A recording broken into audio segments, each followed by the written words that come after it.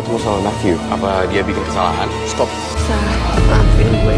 Apa semua ini akan berakhir sebelum dimulai?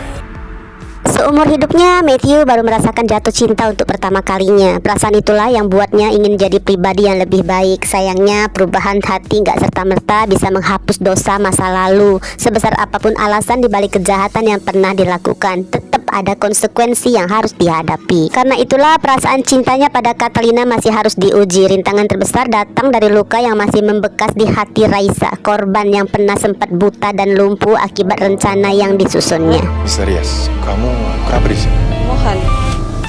Malam itu Mohan sengaja nelpon Matthew dan Catalina minta bertemu di sebuah jalan yang sepi di antara gedung-gedung tinggi. Pertemuan itu bukan untuk memperdebatkan siapa yang benar atau salah, melainkan membahas perasaan Raisa yang sampai sekarang belum mampu menerima apapun hubungan mereka. Mungkin bagi sebagian orang reaksi Raisa terlihat berlebihan, tapi dari sudut pandang Mohan semua itu sangat bisa dimengerti. Gimana pun ya, Raisa pernah menjadi korban hanya karena dianggap sebagai orang yang paling dekat dengan Mohan. Wajarlah jika Mohan memilih berdiri di samping Raisa dan mengingatkan Catalina bahwa jika hubungan dengan Matthew terus dilanjutkan, ada resiko yang harus diterima. Catalina mungkin akan kehilangan Raisa. Di sisi lain, Catalina berada dalam posisi yang sangat dilematis. Ironisnya, insiden mengerikan yang sempat menimpa Raisa justru menjadi titik balik yang memperbaiki hubungan mereka sebagai kakak adik. Dulunya kan mereka sedari kecil penuh persaingan, dan saat itu jadi jauh lebih dekat, bahkan saling menyayangi. Namun sebagai kakak, tentu aja Catalina pun gak mungkin begitu aja melupakan bagaimana seluruh keluarga pernah begitu hancur melihat Raisa berada di ambang kematian akibat rencana yang disusun Matthew. Masalahnya, setelah berbagai proses panjang, perasaan cinta Catalina pada Matthew pun jauh lebih dalam daripada sekedar cinta. Ada simpati dan perasaan bahwa memiliki seseorang yang mampu menjadi tempat bersandar di tengah beban rahasia kelam tentang perselingkuhan Mama Bianca.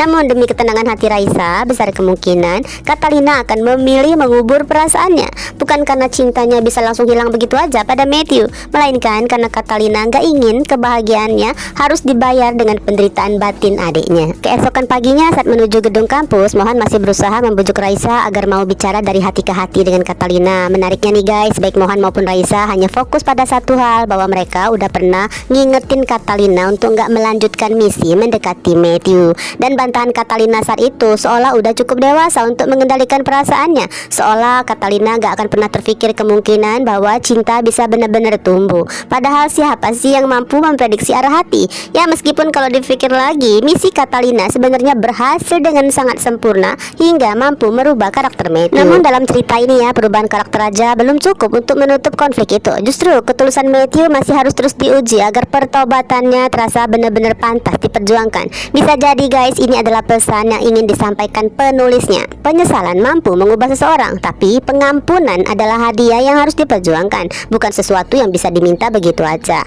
Semakin berat ujian yang harus Matthew lewati, semakin terang pula sinar pertobatan yang mungkin aja nantinya bisa melunakkan hati Raisa untuk mau benar-benar memaafkan dan menerima hubungan mereka.